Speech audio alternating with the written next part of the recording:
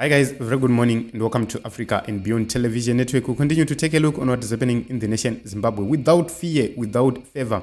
Taking a look on what is happening in the Parliament of the Republic of Zimbabwe.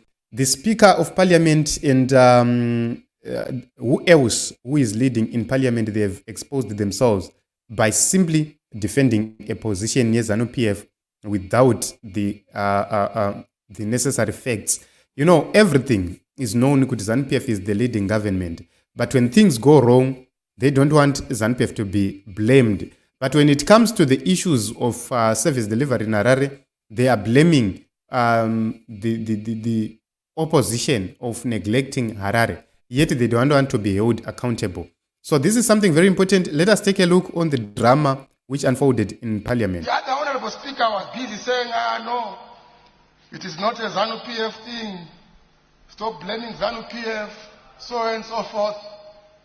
It's difficult, Madam Speaker, to not blame ZANU PF.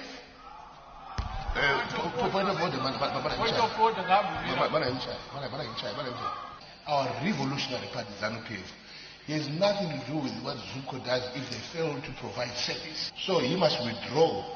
Honorable Gumbo, can you please withdraw your statement? No. Honorable Gumbo, can you please withdraw your statement? No. It's not an unfair ruling. Honorable Gumbo, can you please withdraw your statement? Madam, it's an unfair ruling. You can't be blaming the parties ZANU PF. So can you please withdraw your statement? There is nowhere in the rules that prevents a member from mentioning or accusing a party. Can you please proceed with the debate and withdraw first before you proceed? I will withdraw ZANU PF. Thank you.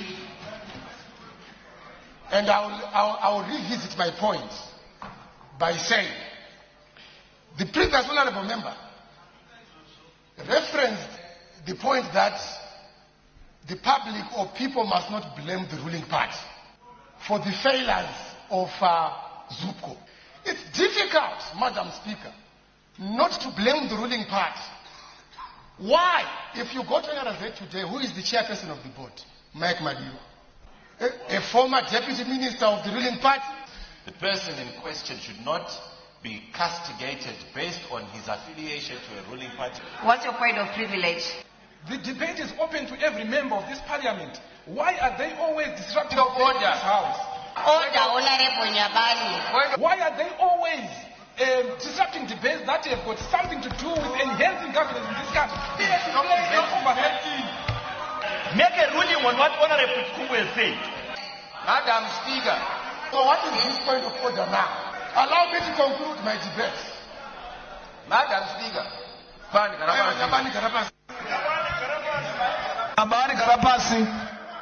Nyabani Garapasi. Point of order, EP. Nyabani sutu yako ilipi. Nyabani hatuna shodoro na.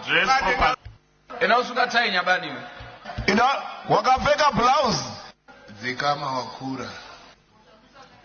Honorable Gumbo, you are not allowed to mention people who are not here to defend themselves. So can you please withdraw your statement and finish your debate? Madam Speaker, I will withdraw the name. Thank you. But the fact of the person. There's no need for you to say but, Honorable Gumbo. Can you please proceed? If you don't have any points, you can wind up, then we proceed. I have numerous points. We might not like the type of facts, but they are facts. Even the people that are put to manage these institutions must be people who are beyond reproach. There must be people who are not linked to an organization in which the general citizens of this country have no confidence in. That kills the question of confidence, which is at the center of my debate today. So let's go back and revisit the appointments that have been made. No political appointments to the NRZ, no political appointments to ZUPCO. The boards that run public transport system must be people who are professional, qualified, and who do not sing for their supper and ululate for their breakfast. Thank you, Madam Speaker. So guys, imagine this is a parliament where debates are supposed to happen. And in parliament, when you are dealing with facts, you deal with facts as they are. Members of parliament are privileged. So if you take a look on how this parliament is now operating, it's now a village club It's now being operated like a village club, where you are not supposed to mention anything to do with ZANU PF, which is the ruling party, where you are not supposed to mention anything to do with the people who are leading public institutions. People who are leading public institutions are subject to scrutiny. That is the reason why Parliament brings an oversight role. The role of Parliament is to bring an oversight. How do you bring oversight when you are not allowed by Parliament to mention people who are within the public service, who are within public institutions, who are supposed to be held accountable, who are misusing public funds and activities? So the issue of ZUPCO, ZANU PF interference came and destroyed everything. ZUPCO is being used to ferry people to ZANU PF rallies without the payment. There is no proof of payment ZANU PF paying to ferry those people to ZANU PF rallies. But those issues must not be visited upon, must not be raised simply because this parliament is captured. So when we are talking about illegitimacy, this is where illegitimacy starts. It starts by capturing parliament, an institution which must bring in oversight. If you take a look on how members of parliament were recalled, and you take a look on how debates are being conducted right now, you can't say anything negative about ZANU PF. You can't say anything bad about ZANU PF, or you can't point out what ZANU PF is doing wrongly. Once you do that, they chuck you out of parliament. Take a look on how ZANU PF people are debating parliament. They don't give you a chance to debate, which means they are not there for a country. They are not there for the people. They are there for their tummies, for the party, and for the leadership of ZANU PF, not for the general populace. If people are in parliament for the general populace, then a debate shall be based on whatever which is of national interest. For example, the issue of ZUPCO being debated, or which was being debated right there, is a very important issue which can't be ignored.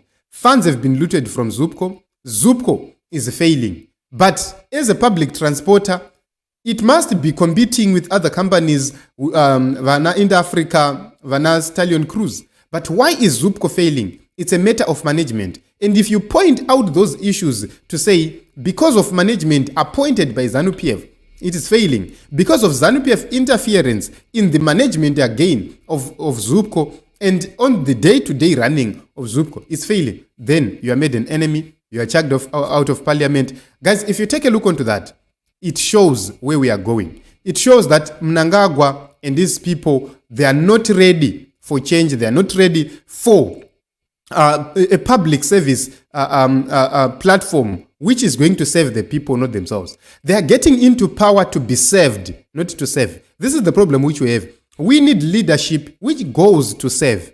If you take a look on the vision of Morgan Tsvangirai, which he passed on to Advocate Nelson Chamisa, the vision of a government is to serve the people, not to be served by the people, which means the people must be at the center. This is the reason why President Nelson Chamisa said, let us put our differences aside, let us put people at the center, citizens at the center, so that when we are doing whatever we are doing, we put in cognizance the importance of a citizen, the importance of somebody in Mrambinda, in Bowera, in Beitbridge, in Cholocho.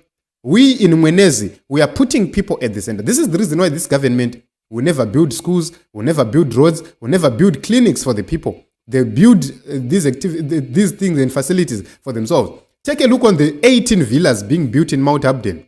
18 villas being built in Mount Abden, but imagine if those funds have been put to build 18 hospitals across our districts in Zimbabwe.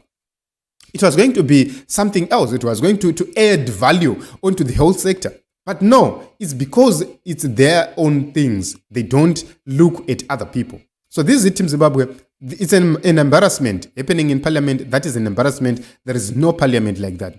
Go to other parliaments. They debate robustly, discuss robustly, hold authorities and people to account without being made to withdraw names of people. I've never seen that happening in democratic parliaments. They debate and debate and debate and they protect the people. You can't be in a public institution when you don't want scrutiny.